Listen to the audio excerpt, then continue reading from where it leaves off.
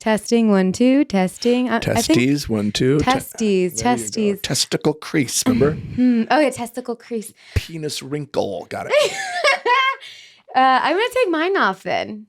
Yeah, if you could hear it, it's fine. I mean, it sounds good. Yeah, and we know what we sound like. Yeah. Thing is, when I stopped wearing headphones on podcasts because when I can hear myself, I find myself feeling like I need to say something and need to make noise and need to go, yeah, okay. Yeah, the first few episodes I did, all right, rolling. The first few episodes I did, and you realize what you say that is like not good, and it was yeah. Oh, I remember I was co-hosting Joe Coy's podcast with him one time, and we were interviewing some famous wrestler guy. And I'm just listening to the conversation. I'm not realizing anything. Joe slides this note over to me during the podcast, and it says, "Stop saying awesome." Oh my gosh! I was like, damn.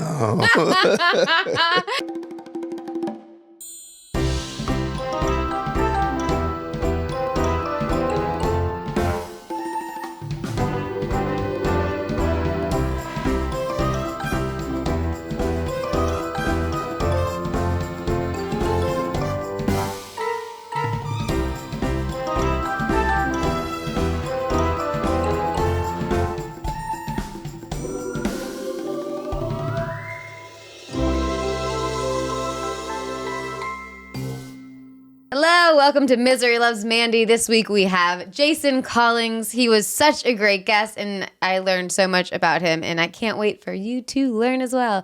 Also, like and subscribe, you motherfuckers, and make sure to check out my Patreon, where Jason tells us a crazy after show story. All right, thank you. I catch many things, and I'll just call myself out. I'll be like, because if someone next to you, like if your friend is saying a phrase, yeah, you'll start saying it. Oh man, I grew up with a twin brother. We just started finishing each other's sentences. Yeah, my brother and I, we always say like we're pretty connected. Like he always gets like, what if I'm gonna like guess what I'm trying to think of, blah blah blah. He'll always be right on. He's on. Yes. Yeah, see, I call that a wavelength. When you're on the same wavelength as somebody, and my brother and I are definitely on the same wavelength. And I have that with all my comedian friends. The reason I'm friends with the guys that I'm friends with is because without even saying it, we know we're on that same comedic wavelength where we just get it, where we can just make a face and we're going to just get it and go, you know. That is the best. You don't have to say anything. Nothing is more awkward than... Are we already in? We're going to just go, yeah. Hey, check that out. Yeah, we're just going.'re trying to figure out how to sit on these chairs. It's comfortable. That's cute.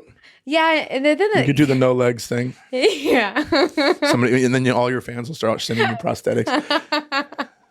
That'd be a really weird group of like really hardcore fans. You'll. It's weird what hardcore fans like. And anything that you mention becomes a thing. Oh. I can't tell you how many Starbucks things that I have. Really? Because I love Starbucks and I always get the same thing. Mm-hmm. And so podcast fans and comedy fans will start sending, because you get a P.O. box, and so they don't know where you live, and they start sending you stuff. You know? Wow. I before I was drinking Starbucks every episode, but I'm behind. I kind of wanted to stop doing that because the first 10 minutes of every episode is talking about Starbucks. Really? When we did it again. I know. It's so funny. Maybe people will send me Starbucks. Yep. I had to get a P.O. box. Get a P.O. box because you don't want them sending you stuff to where you live. Because then you'll get some weird shit. Oh, no. Are we allowed to fucking cuss on this fucking thing? Yeah, we can fucking cock-sucking motherfucker. Fucking fuck yeah. Wait, what was I forgot it again. What was the weird fucking thing you said? I said something weird? I say so many weird things. With the balls. Oh, you mean with the sound test? Yeah. Penis wrinkle. The other one. Testicle crease. That's the one I really like. Yeah, do testicle crease. Now watch. You're going to get t-shirts that say testicle crease. Yeah. I feel like it sounds like Anchorman. Like testicle crease. Testicle crease. The Human Torch was denied a bank loan. That was my favorite. That was a good movie. Hey, are you still hot? Are you hot at all? I'm so hot. Do you feel good? Oh, temperature. Do you feel comfortable? How is this? I want to make sure I'm you're comfortable. good. I got my hoodie on. Okay. All right. We're good. We're all good. Are you hot? I feel okay. But No, I'm good. I'm comfortable. Okay, great. Which is a good sign because I do run hot. All right, Yep. perfect. Well, if A lot of fights in the car with my wife about the air conditioner. She wants to put a parka on, and I feel like I'm burning up. Yeah, that's pretty much me in the car too. Yeah. I'm always cold. That's why you got to get the dual climate. Yes. And I finally got a car with that, and it's still. Now she fucks with me though. I'll be driving, and all of a sudden I'm like, "Why is my ass so hot?" And when I wasn't looking, she turned the butt warmer. She turned the seat heater on and the steering wheel. I'm like, "What the The fuck?" steering wheel gets warm? Yeah, there's a steering wheel heater. I've never seen that. Let's go for a ride, baby. Oh, I'll let you we're drive. Anytime the seat warmer's on, I forget. It feels like I'm like I peed myself. Yeah. Oh, this is a nice kind of warm. Ooh, okay. I like living in my own pee. I do too. So wait, you get Starbucks stuff? Do you get any other weird things in the mail? I get great things. I've had people. I'm a big sneaker guy. I love my shoes, and I've had fans send me Jordans, what, Air Maxes, and because I strategically mentioned my shoe size on the podcast. So next thing you know, we get a notification. Oh, there's stuff at the P.O. box. And every time I see a shoebox shaped package, I'm like, yes. That's a really good I've had gift. people send me custom hand-painted shoes. What? Like I got this, I have this fan. She's really sweet. Her name's Nicole. She's in New York. She sent me a pair of Air Force Ones, high tops. But she hand-painted them to look like the Comedy Store. What? And she researched online, Googled the signature, because my signature on the wall. She copied the signature on the wall and put it on the back of the shoe. And on the sides is the Comedy Store logo. That is awesome. Yeah. I had another fan commission a Japanese artist to paint an ocean scene on a pair of Jordan ones. Oh my God. So I don't wear them. I would, just I wouldn't display at the house. I wouldn't wear those either. But yeah, I've got a couple pair of nice Jordans and Air Max ones, and I got some Dunks not too long ago Wow. add to my collection. Do you have the P.O. box like on your?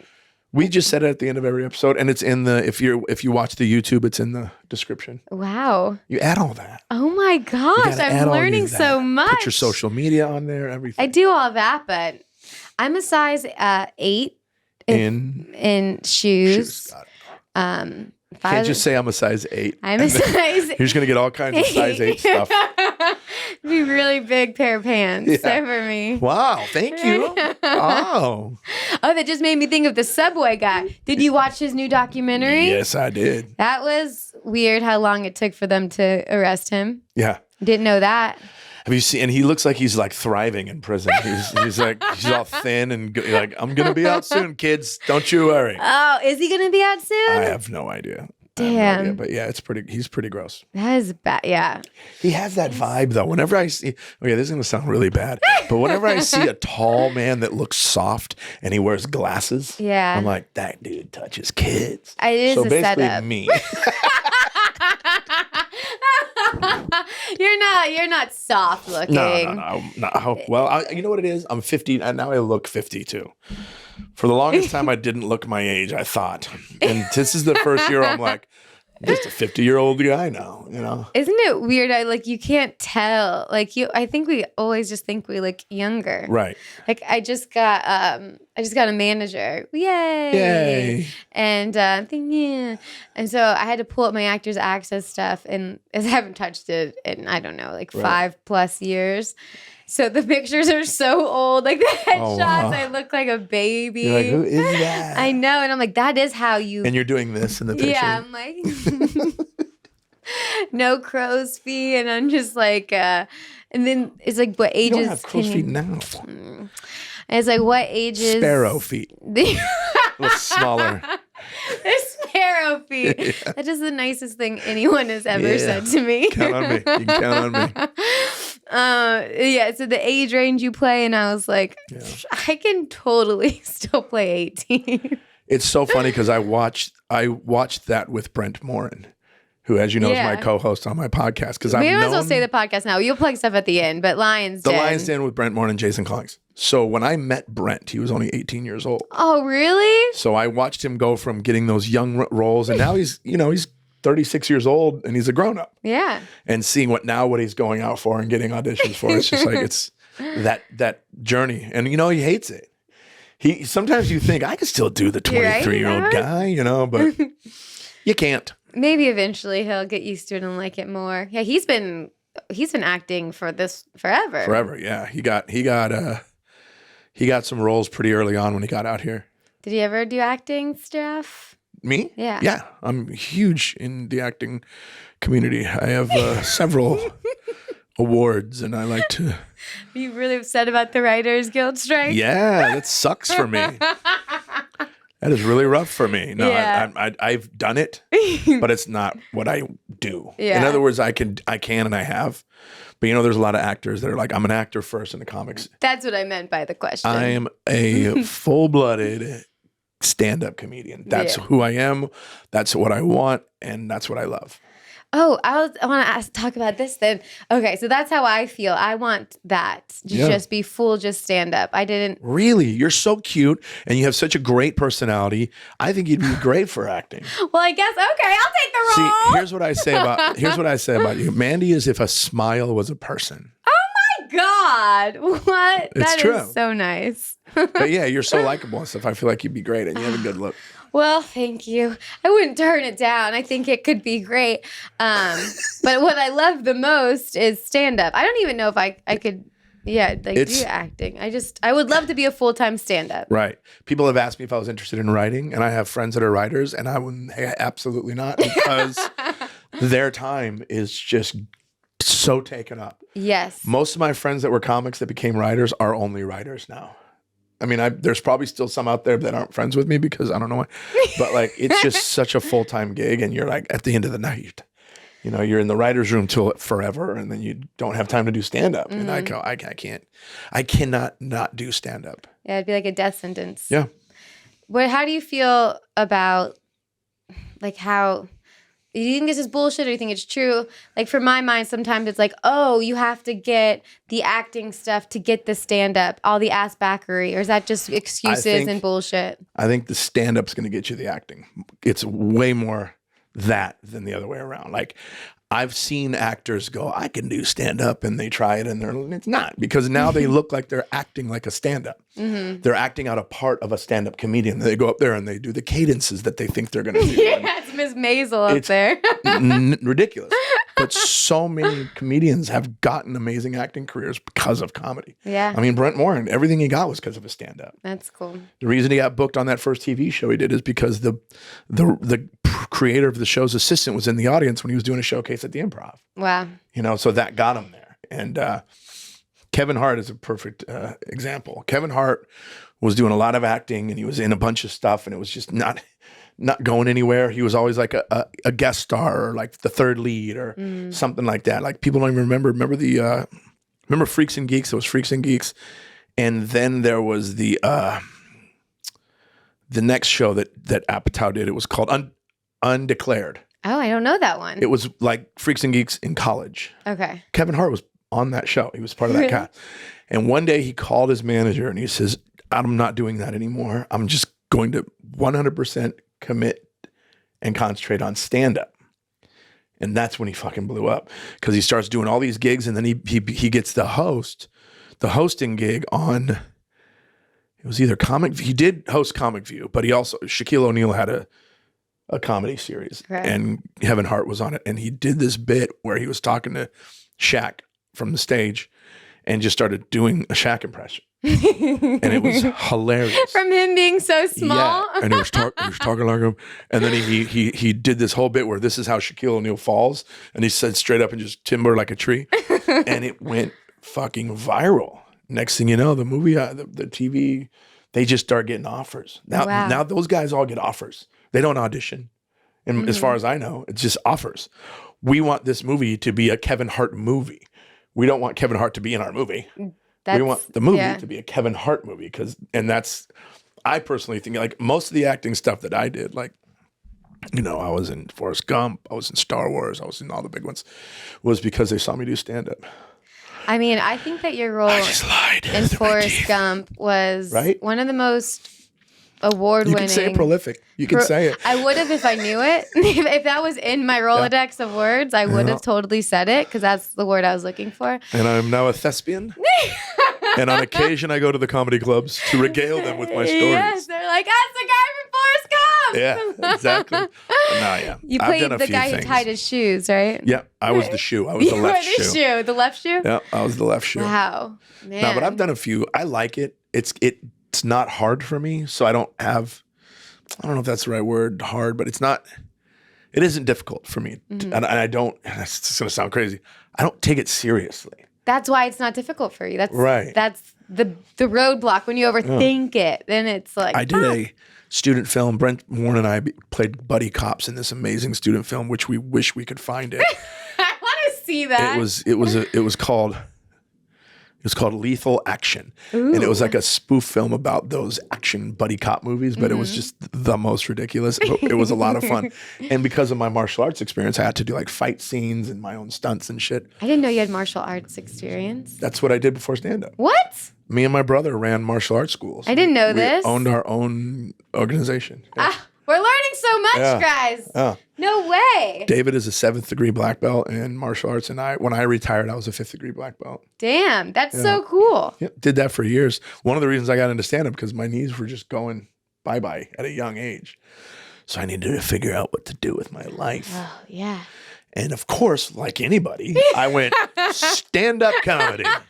You know it's a good transfer from martial arts. You know what's a good transfer from having a successful business is join the circus. Yeah, my family thought I was nuts because I didn't start doing stand-up until I was 35. Really? Yeah, I started at 35 and I just BS'd my way into it. And my family was like, what are you doing? Were you married at this point? Yeah, I've been married for 30-something years. So how did your wife, they hated it. She hated it. I've almost lost my marriage 3 or 4 times. I almost lost my house. It was a journey, but it's one of those things where I'm like, I didn't choose this. It chose me. That's what I say. Yeah, and it's so hard to explain.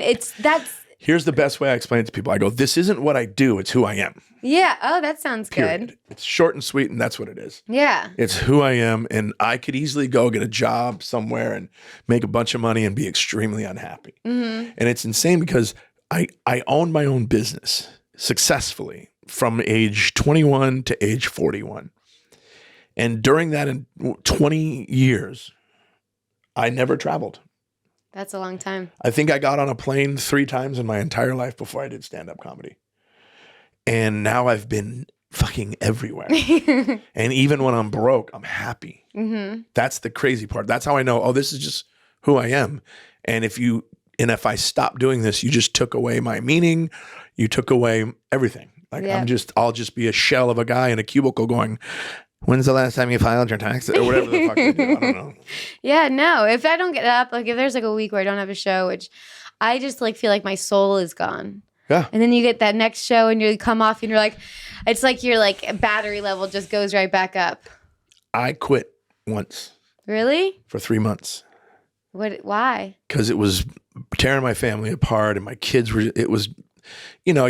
I waited till I was 35 so that my kids were older and I didn't miss everything, but it's still too soon.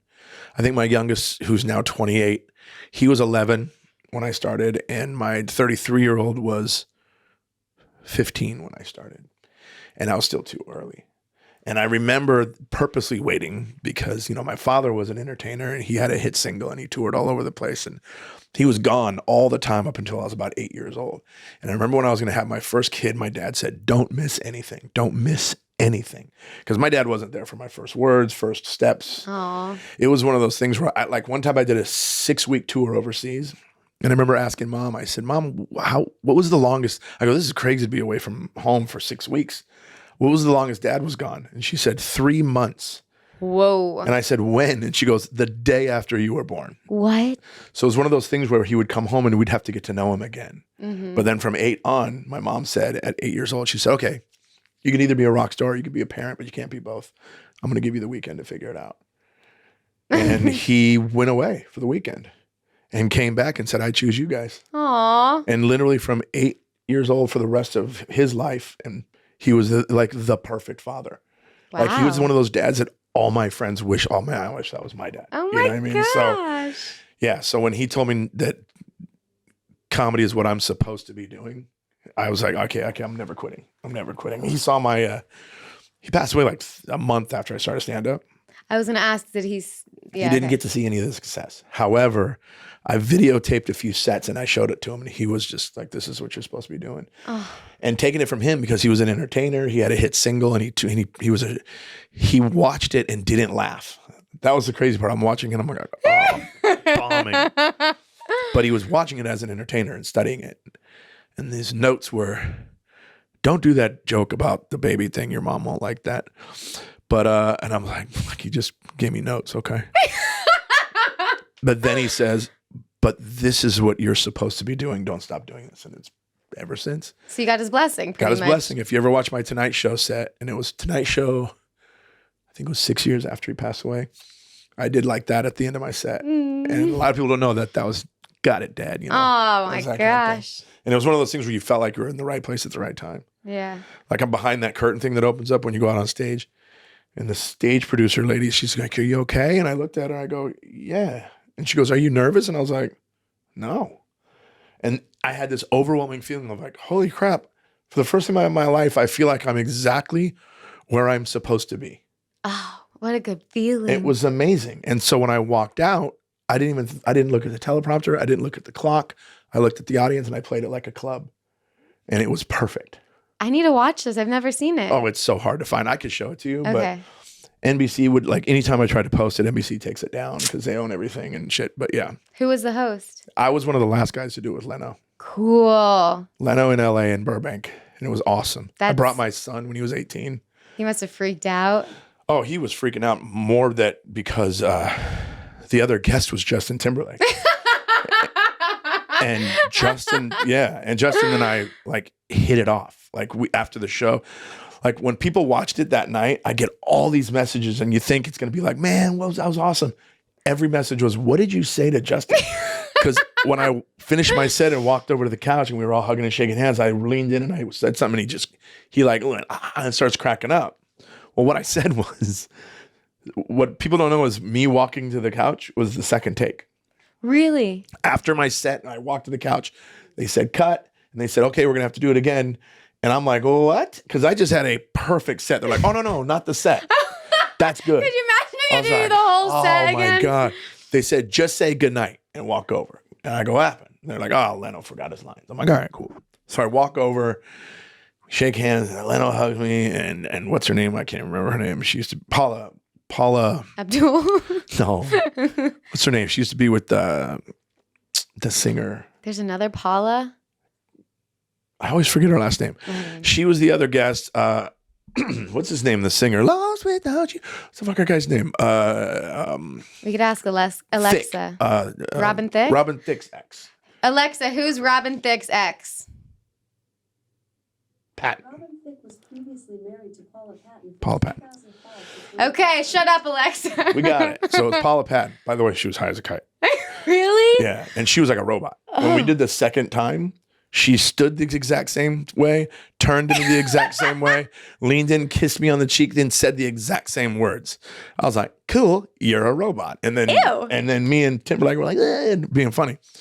And what I said to him when I walked over, because he laughed, and I said it was a second take. When I leaned in, all I said to his ear was like, hope Jay doesn't fuck this one up.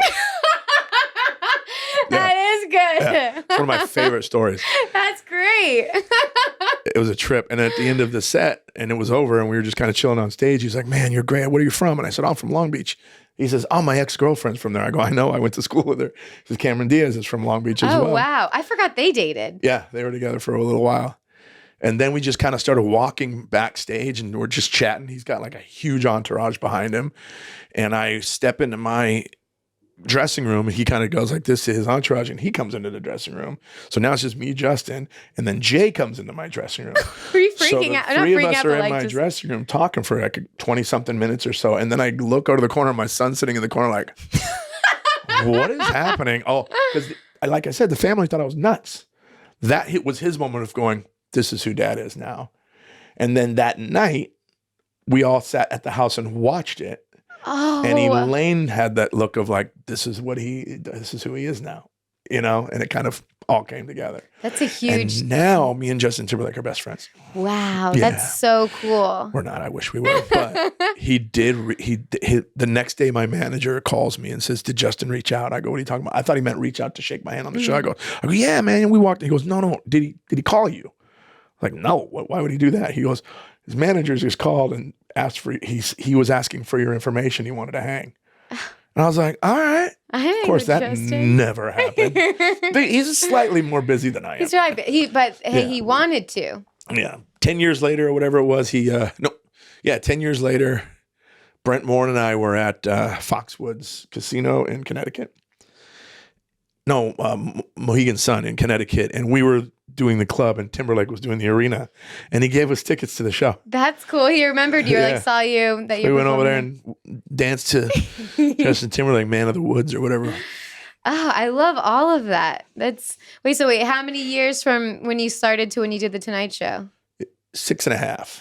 That's pretty damn good. Yeah. I started in July of 2006 and I did September of 2013. I did that. Wow. That 2013 was the year for me. That's the year I was like, okay, fucking, I feel like I'm a comedian now. Because I got the Tonight Show. I got passed at the Comedy Store that same year. I got BET Comic View that same year. And then I got invited to perform at Just for Laughs Montreal, all in that same year. Wow. And then everything just went fucking plateaued. No, don't say that. And it's funny because when I did all that stuff in 2013 is when I sold my business. Because I still ran my business during the day for the first 7 years of my career. And I was like, I made it, sell. And then I was like, uh-oh. That's life for you, right? Oh, yeah. Damn. Well, I'm happy it all worked out and your family was able to have that moment with you. Yeah. And now they're like, there's just no questioning of what I'm doing. That's just what I do. Like my youngest probably doesn't have a lot of memories of me before stand up, if that makes sense. And then Elaine is like, where are you at tonight? I'm here. You want to come? She's like, okay. And so she'll come to shows once in a while. She doesn't like going to the Comedy Store. She said it smells. I feel like us as comics are used to that I'm smell. saying the Comedy Store is the best place to hang for a comic. Yeah. But if you're not, there's not really. Right. Yeah, I don't blame her. She enjoys like when I'm in Vegas doing the Vegas stuff or like she did DC with me once and then New York and stuff like that. But like the regular spot stuff, she was every once in a while she'll be like, all right. Like, that new club, the stand-up comedy club in Bellflower? No. There's a brand new club in Bellflower. It's called the Stand-Up Comedy Club. It's nice? It's beautiful. Little 140-seat room. It's gorgeous, right? 5-minute drive from my house. Oh, nice. Yeah, because there's not that. I mean, there's stuff in Long Beach, but to have a whole other thing. The only clubs we have down there is Laugh Factory and the Stand-Up Comedy Club. There's no other real comedy clubs in that area. You have to go further south or like up to Hermosa for Comedy and Magic. Yeah, man. Someone was just telling me to go. Oh, when I was at Laugh Factory Long Beach, like you have to go to Comedy and Magic. That's a tough nut to crack, man. Yeah, I was like, I know nothing about that place. Yeah, that's one of those clubs where I went there with Joe Coy before I was a comedian, just as his guest in the green room, and I was looking around going, I want to be a part of this so bad. and it was 13 when I got past there as well. They actually helped me prepare for the Tonight Show set. They let me run my set there. They had the booker come there to see me. And nice. It's a great club. It's one of those clubs where it just kind of runs itself. Like Richard Barrett runs that place. He's amazing. He books it. He manages it. It's like a well-oiled machine the way this guy runs his club. But it's one of those clubs where the town loves it. It's Hermosa's club. And lineups don't necessarily sell it out. The club just sells out. That's great. And I like the formula they do because on the weekends, they don't do like a headliner for the weekend. They do showcase like Store, Improv, Laugh Factory, but then they'll do a headliner on a Wednesday and a Thursday. And it always fucking sells out. And those people are fun. They party over in Hermosa. You go there, every time you go there, there's a line down the street to get in every time. And the food is good. They take really good care of you, but it's one of those things where it's a long process to get past there, and they're looking for a certain type. They want you to be really clean when you start there. That's what I heard. Yeah. Okay. Yeah. When you start, they want you to be squeaky clean 5 minutes, like an undeniable clean 5 minute set. All right. Then as you go on, like I've been there now for 10 years and I pretty much do my fucks and shits. But you I'm never earned your like, fucks and shits. right. But I'm not a graphic sexual. I don't talk about like fucking and stuff like Yeah. that. Like kind of, but it's not even about the sex that I'm talking about. It's just like self-deprecating stuff. Yeah, I get that. You know, my small penis and stuff. I didn't want to say it, but you forced me. My tiny little fucking penis. I don't know. Man, I still am in shock with all this stuff I didn't know about you. Oh, it's a lot of stuff. It's a lot of stuff. And Forrest Gump is probably the biggest surprise. One. It's the biggest one. I know. A lot of people blink during that scene. No. I mean, I wish I was in that. That would be cool. That's a great movie. I was in one big movie as an extra. What was the movie about the Doors? The Doors? Val Kilmer played Jim Morrison. I was thinking like Doors. No, the band Doors. That's cooler. The Doors. It's a haunted house movie. I was like, it's a scary movie. Don't open the doors. Okay, that's cool. Did I mess up your thing? Is there like a schedule that you stick to? No, I just talking now. It's perfect time for the wiener since we were talking about little penises. Perfect. What is that we're talking about? Okay, so the weekly wiener is a person or thing or moment that just bugs you more than it should. That grinds your gears. Well, I can do mine see, first I understand if I'm a you grouchy want. father, so everything. That's perfect for the weekly Grinds wiener. my gears. My gears. Go ahead. Is there one in mind? Do you have one yet? So many. I gotta narrow it down.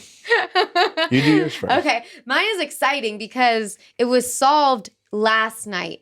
And this wiener I've been wanting to talk about for I think it's been 3 weeks. Okay. So we've been in this apartment for a little over, or maybe 2 months now. Beautiful Whatever. place. Thank you. So we have a great parking spot right at the front, and the gate is right next to us. We're the first spot. There's this little sliver of extra room. Mm-hmm. And I'm like, oh, it's great. You could get, like my old apartment, I couldn't get out of my car without hitting the other car. I probably did it every day, didn't you? It really pissed me off. Nothing is worse than squeezing out of your spot. Oh, It just like worst. sets me on fire. I hate it. And Yeah. when you're home, like pulling into your part. Oh, yeah. And for me, it's extra hard because it's my knees hurt, Oh. so I need the extra room to be able to like fall into my car. Yeah, you couldn't do that there. But here you could until dun dun dun. Some like Wiener. old wiener, some old motorcycle Oh, parked right like in the sliver. in the sliver. Oh, it's the worst. And I said, I don't think this is a motorcycle spot. But I guess it could be. Did you call the management? So I didn't right away because I'm like, I don't want to feel like I'm getting old and becoming a Karen. Right. So I kept bitching to Matt about it. And he's probably like, fucking call them. Yeah, he's like, at first it wasn't bugging him. Right. But then the motorcycle just got closer. Like they moved it closer to now it's like really close to my car. Yeah. To where like it could easily fall. But that's how Karen's justify. Could easily like fall and scratch my car. Oh, yeah, but that's I so don't know. funny. It was just bugging me. Karens love to predict the future. Right? You don't understand what could happen. You just could really fuck things up. But like it was like this like debate back and forth because I know it wasn't a big deal. But it was just pissing me off. I didn't want it there. It wasn't there before. Why is it there now? I just wanted to be a bitch about it. That's your weekly wiener. So Did you call? Please tell me you called. I didn't until I'm working and I see an email pop up. I'm CC'd from Matt to the landlord. That's asking great. them to move it. And I was like, I texted him, I'm so turned on right now. Get your ass home immediately. Because I didn't want to complain. We just moved in here. But still, that's taking advantage. But so Those yeah, motherfuckers taking advantage. so this is the funniest thing. So he said that he thought it was our motorcycle because it's never been there before. And since it was so close to our car, the owner was like, I guess they can leave their motorcycle here. But you're like, it's not ours. It's not ours. So they put a sticker on it that says if you don't move it in like a certain amount of time, they'll tow it. And they did that a few weeks after we asked. Right. And I was like, I don't know what's happening. And then the next day it was gone, which was last night. Oh, so within a day of that sticker. Yeah. Okay, good. I was going to think, like, was it just the sticker that's there for 3 weeks? No. Then I would have been like, he might be dead as an apartment. Then I'm like, I should just feel bad Yeah. for the guy. Yeah. I hope he's okay. Way to kill him, Karen. But But no, he must. I don't know whose bike it was. Well, it's not there anymore. No. Good. I know. Yeah, weekly wiener. Let me see. Yeah. Is there something every day? Or it could be like a type of thing that bugs you. Here's the type of thing that bugs me. These Gen Zs. This is gonna make me sound like they call me a boomer, but I'm not. I'm Gen X. My father was a boomer. But these Zs are these Zoomers that you call them. I'm not a Z. Stop being so fucking sensitive. Oh, actually, no. That's No. good. Actually, go ahead and keep being sensitive. No. Just don't tell me about it. Yeah. Keep it to your fucking self. Because I'm very sensitive about a lot of things. But my generation, we learn to bury it. Oh, yeah. We bury it, we drink it, Yeah. we smoke it, we hold it down until one day we just go boom and blow up. But these, I mean, I talk about it on stage. I did a show once and this girl was talking because, she was cute and she doesn't have enough people in her life to tell her no. And she's like, I'm going to do the same thing. That's me. Every time somebody goes, oh my God, that's me. I'm like, it's not you, you narcissistic monster. Okay. I said, what is your name? And she goes, that's a lot. I go, what? The name? I have it on my reels. I go, what's your name? She goes, that's a lot. I'm like, is it hard to pronounce? What is it was Amy. Oh, the shortest name that exists. I go, Amy, that's 3 fucking letters. And I go, and if you think that's a lot, your life is fucking horrible. She must be struggling. Yeah. Then the other night I did a show. I can't even remember what I was talking about. It was one of those nights where I'm just talking, trying to come up with new material. Because I write on stage. I don't physically write. That's the best way to do it. And I said vagina. I said the word vagina. I didn't say pussy or cunt or anything. I was like vagina. And this girl goes, whoa, that's aggressive. She said that. And I go, what? And what made it good for the show is I went, how is it? I wasn't like, give me your fucking vagina. Yeah. I didn't say that. But like this delicate, people that comment, I can always tell what generation they are by the comment. I did a bit about, you see my airline stuff? Yeah. I talk about the seatbelts on the plane and it's a whole funny thing. It's obviously jokes. The people that comment that tell you why the seatbelt's necessary. I go, I want so bad to, you can't respond. Yeah, But I want to go, hey man, I don't really fucking care that much about seatbelts. It's part of my show.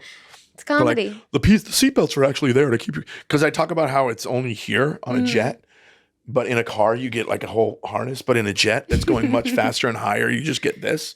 So I say on impact, it slices you right in half. And the people, instead of going, that's a funny observation, they go, actually, the seatbelt is built for this, and it's to make sure that if the plane, one guy said it's to make sure they can identify you because of what seat you're in. And I'm like, you went somewhere I wasn't even thinking about. You're so past the joke. And it's always these younger fucking kids. How? It's all, and it's just, it's mind boggling. And I'm like, how are you watching? You're not watching Oprah. You're not watching Dr. Phil. You're watching a stand-up set, and that's what your takeaway was. You're sad. It's sad. Well, they're not watching it to laugh. They're watching it to find something to complain about. Let's see what this guy's going to say to offend me. It's like, I'll say all of it. That's the thing. I'll say all of it to offend you because I don't care. I don't care. That's a really good wiener. Oh, sensitive ass. I'm getting so mad thinking about it. Now I'm hot. Now I'm... Now we're cooking with gas. Yes. Oh, I wonder if it's going to like the next generation. If what's going to happen, because this is definitely the worst it's ever been. It's the worst it's ever been. It's because we have the internet. Everything's gone up. Suicides, everything has gone up because think about when you're at school as a kid before the internet and you're there's a bully there. You get to fucking leave and you get to go home to the safety of your home. Not anymore. Now you have to leave where the real life bullies are. Then you have to go home, open your laptop, and get bullied by all the people in the internet. It's too many bullies. What do they call it? The web space? I don't know what the fuck they call it. I'm 52. The bright light. Yeah, it's the internet. I blame the internet. I know that makes me sound like an old guy. No, but I think it's true. It's crazy because, and we coddle the shit. See, my generation makes fun of the younger generation a lot. And Russell Peters says this in his act. It's our fault. We actually raised them. We did something wrong because we're like, wow, I didn't. My kids aren't pussies. I raised my kids old school. But like my generation coddled this generation. It's because my generation and the generation before me, we went through a lot of shit. Like there were things happening to us that we couldn't report. You know, there was things happening to us in the house because we're the children of Vietnam vets who come home with PTSD and life is rough. And we go, my kids aren't going to have it that hard. And I did that on a certain scale because we grew up poor. And I remember thinking, because growing up poor and then going to a public school where there are people there that aren't poor, they're fucking ruthlessly mean and bullying. What you're wearing and everything. Everything. I was always concerned about what I was wearing. In Long Beach Unified School District, my son's first year, my oldest son, my 33-year-old, his first year, they implemented uniforms in the public school and all these people flipped out. And in my head, I'm like, I wish they had that when I was a kid. Fair game, everybody. Fair fucking game, right? So we're doing this to our kids. We're coddling them and they have homing devices on them. We always know where they are. Make sure you call me. I got the thing tracking you. I could, dude, my parents, they just threw us out. Like I jokingly say when I was a kid, it was a full-time job. It was a 9-to-5 job. My dad wanted me out of the house at 9 a.m. to play, and he don't come back in here till the street lights turn on, and that's 5. And then they'd give you a quarter. If anything happens, call us. So I'm like, now I got to make a phone call, and I jokingly say this, but it's true. So many dudes were trying to fuck kids in the 70s and 80s. It was crazy. I grew up in the era of the serial killers. Ooh. Like I remember Richard Ramirez and all that stuff because I was a kid when it was all happening. They all had vans for some reason. Everybody had a van. More room? More room with no windows. And they're always pulling up and asking you, yeah, you like Reese's Pieces? I'm like, I do, but why the fuck are you asking me? So, and Theo Von had a great bit about it. When he was a kid, he goes, that dude molested kids. So we just didn't go down that street anymore. And it was survival of the fittest. Damn. Now, I mean, you could, like, in the public school system where I grew up, you just went to the school that was closest to your house. I live in that same city. And it is not like that anymore. All of the local schools have their own academies and all this shit. And it's like choosing a college now. So we're sending them off to that. Here's the saddest thing. I know I'm on a fucking rant. No, this is good. I like it. Sundays, when I was a kid, were fucking amazing because everyone was outside. Kids were playing. Saturdays and Sundays, kids were playing outside. I remember taking my dogs for a walk last week, and it was on a Sunday, and not a child was in sight. That's sad. I'm like, where the fuck are they? Just on their tablets. And they're either that or the parents are completely taking charge of their play. Now it's, okay, you're playing today with those kids. It's play date shit now. We have a play date appointment and I'm like, and I was thinking if I was that kid, I'm like, how do you even know I like this little fucking guy? This guy, he eats dirt. That kid eats dirt and plays with naked Barbies. I don't want to be around he's that a weirdo. freak. So they have that. And I'm like, oh, these kids are all and every kid has appointments. I mean, my friends are guilty of it. I got a buddy. He's my best friend in the world. We grew up together. That's the guy who introduced me to Joe Coy when we were younger. He had, and I had a kid within the same year. His son is 29, mine's 28. And then he waited and had another kid who's now 11.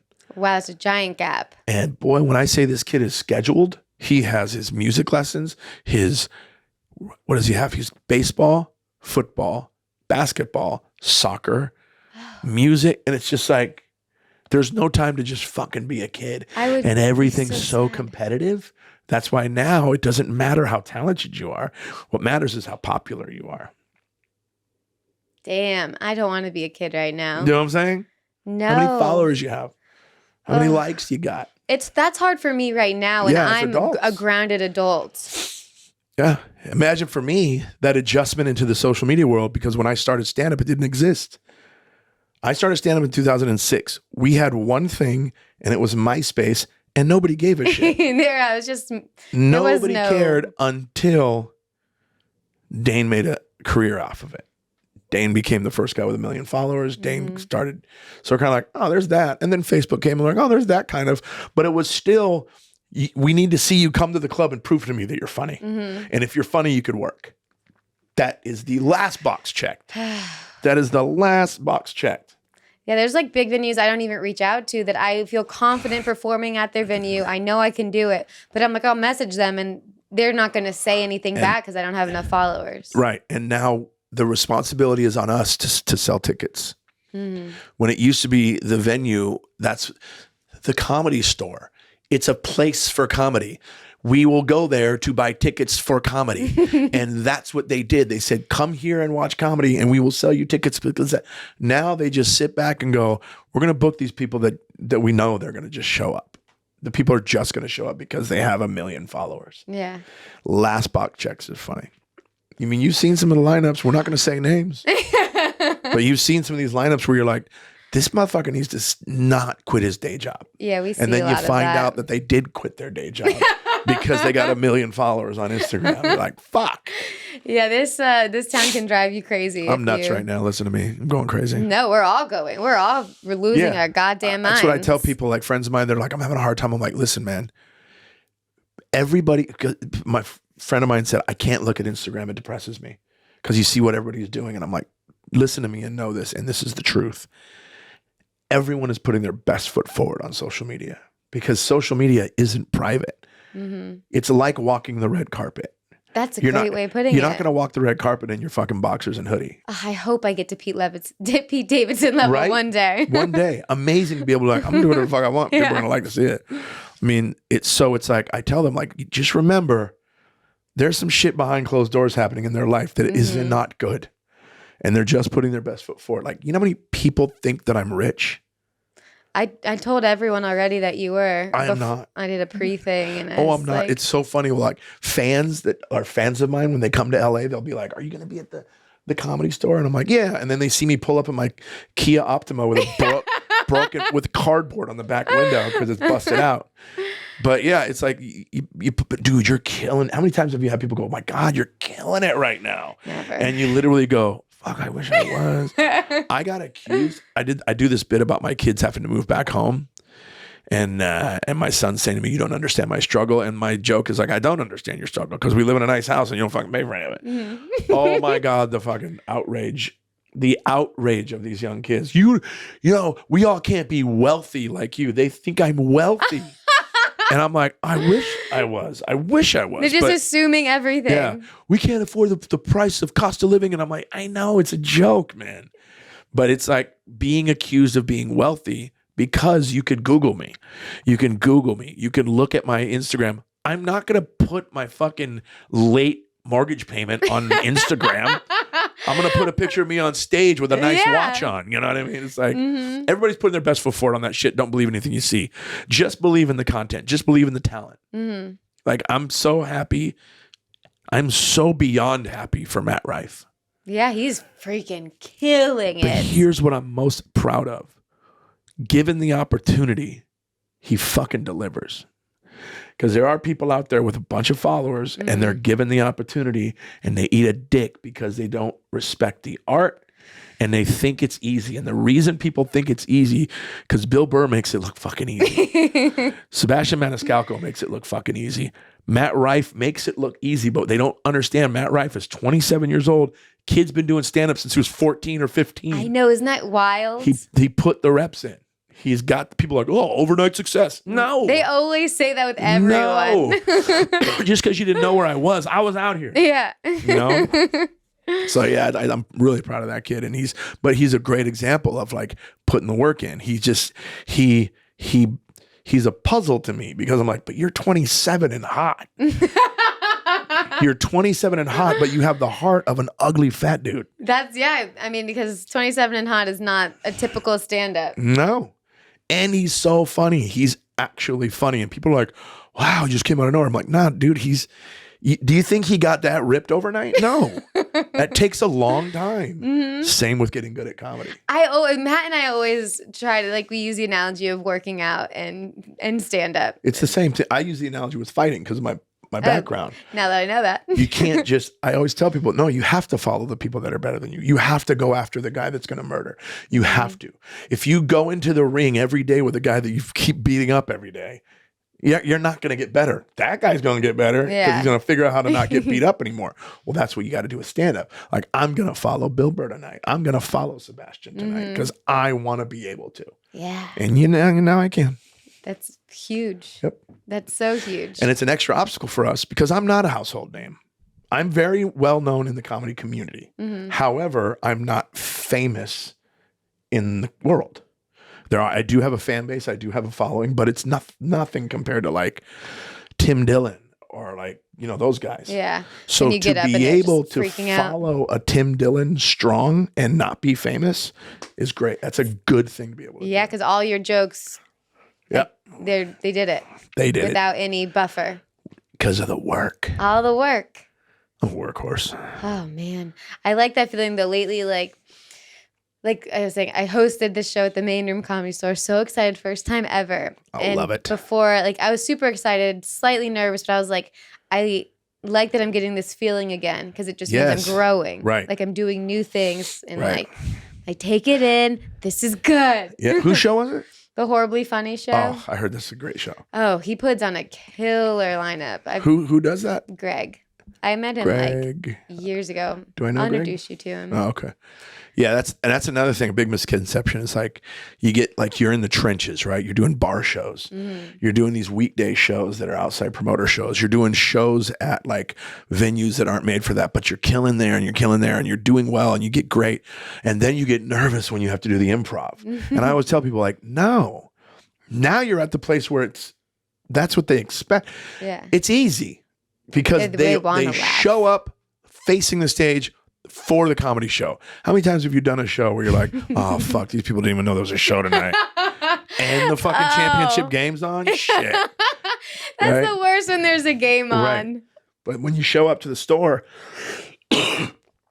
that's what they're there for. I go, you're going to laugh. And they're happy because they paid a lot of money. Mm-hmm. There's a big difference between a paying audience and a not paying audience. Big time. And when I did All Over the World with Russell Peters. These people had no idea who I was. I was getting standing ovations walking onto the stage. Oh my God. Because they're like, we just went, yay, it's happening. Finally, it's happening, Where was the coolest place you went? Man, that's a good question. I really enjoyed South Africa. Wow. We did, what did we do? We did Johannesburg. We did Cape Town, which was absolutely gorgeous. I could live there. It's beautiful. And then we did a place called Durban, South Africa, which is like paradise. Like my hotel room opened onto the ocean where there's a lighthouse and shit, right? Oh, come on. Incredible. Monkeys were in the hotel. They were like, Really? make sure when you leave your room, you close the door because the monkeys will come in and get your apples. and How shit. big are these monkeys? Like little monkeys? Motherfucking monkeys. Yeah. Like macaques, I think is what they're called. But yeah, that was a really cool place. And then I really liked it because I look up to Russell a lot. He's like my comedy big brother. He's helped me a lot. He helped me a whole lot in the beginning because I've been friends with him since before I was a comedian.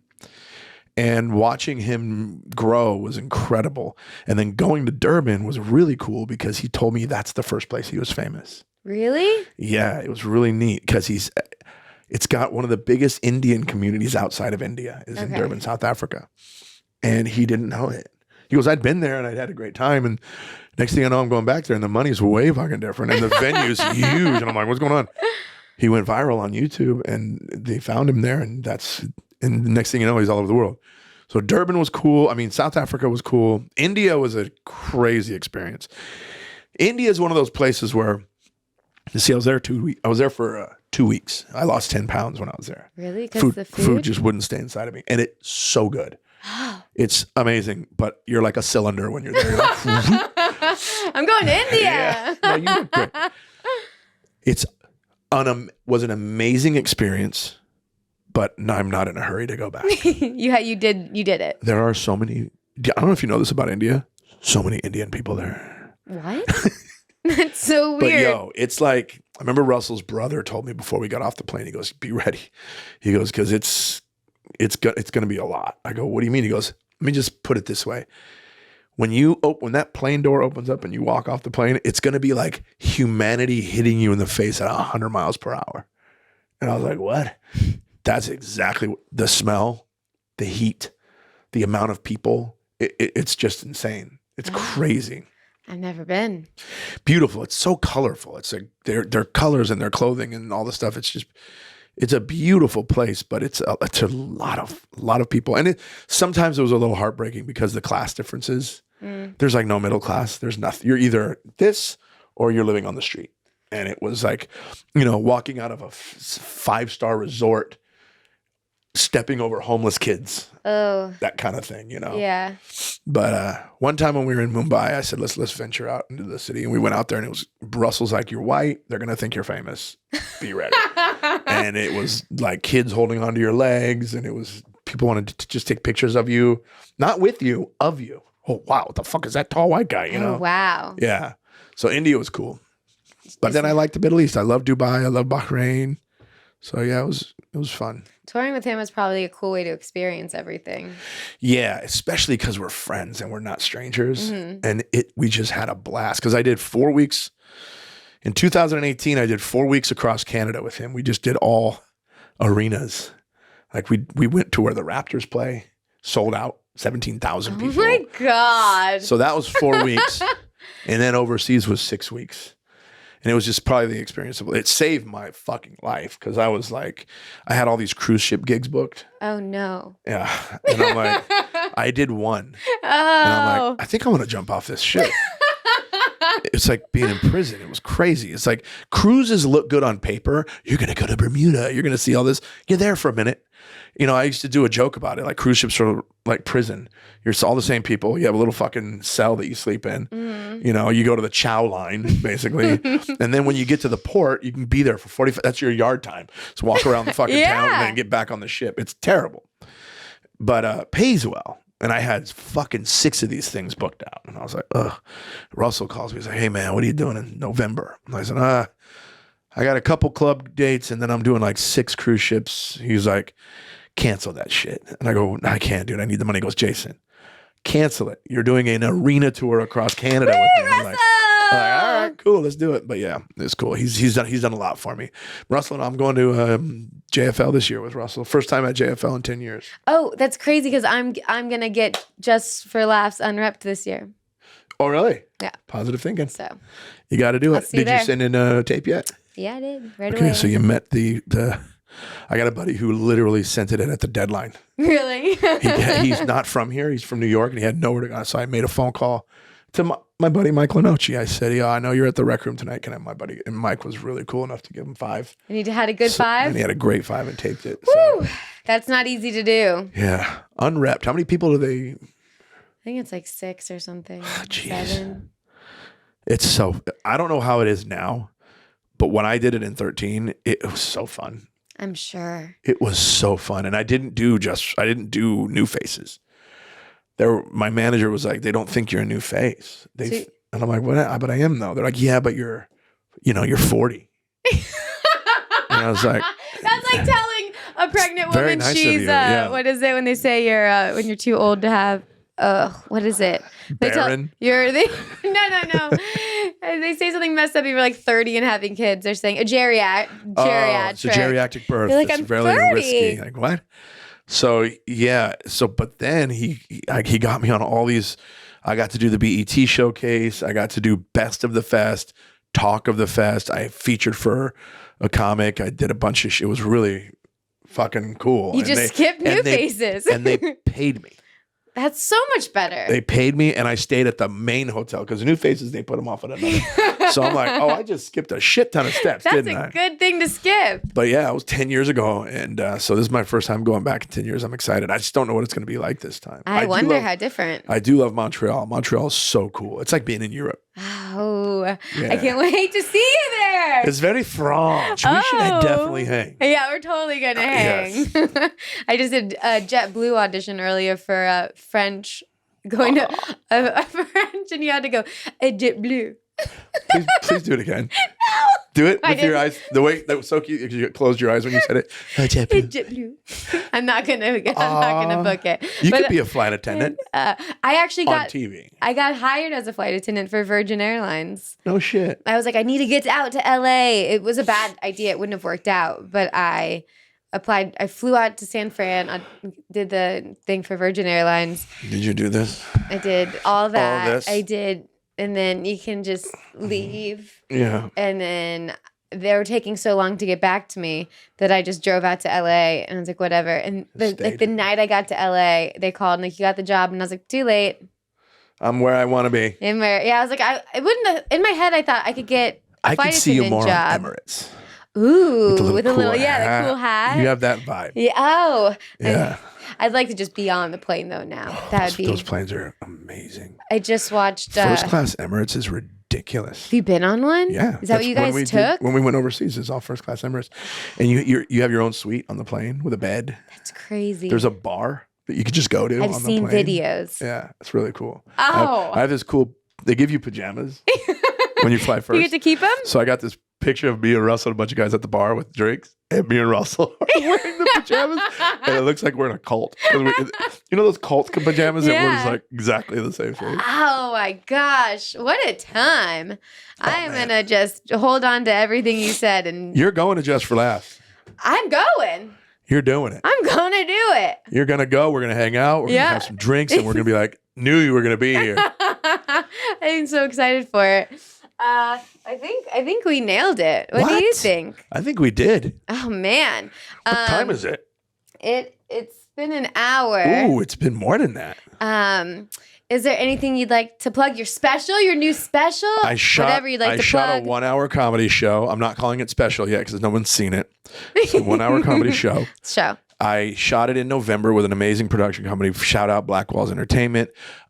We just finished editing it. Now it's being sound edited and color corrected. Right. We just had a meeting yesterday to pick fonts for the credits and music and put together a trailer for it. But we watch out for it. It's coming out. We don't know where it's going to land yet. Going for the best deal, obviously. But it's called It's Not Me, It's You.